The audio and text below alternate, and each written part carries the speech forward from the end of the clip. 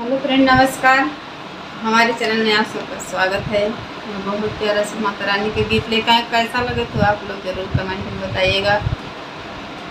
देवलोक से अली भवानी हमरे आंगना, हो हमरे आंगना, किनमें डलिया पे मैया झूलली झूलनवा, निमिया डलिया पे मैया झूलली झूलनवा, निमिया डलिया पे रेशमक डोरी लागल सोने का पलनवा, रेशमक डोरी लागल सोने का पलनवा, झुर झुर बहता रे पुरुआ पवनवा, झुर झुर बहता रे पुरुआ पवनवा, बड़ी रे सुहावन लागे देविया सथनवा, बड़ी रे सुहावन लागे देविया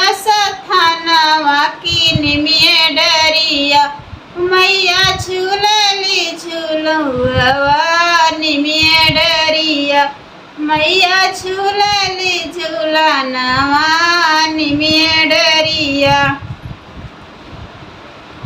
चमचम चमकेला मैया के चुनरिया, चमचम चमकेला मैया के चुनरिया, निबिया पे जुटल बड़े गहुआ नगरिया, निमिया पे जुटल बाटे गहुआ नगरिया, संजिया मैया के करी है दर्शनवा, निमिया डरिया एहो निमिया डरिया मैया झूलली झूलुआ, निमिया डरिया मैया झूलली झूलुआ, निमिया डरिया।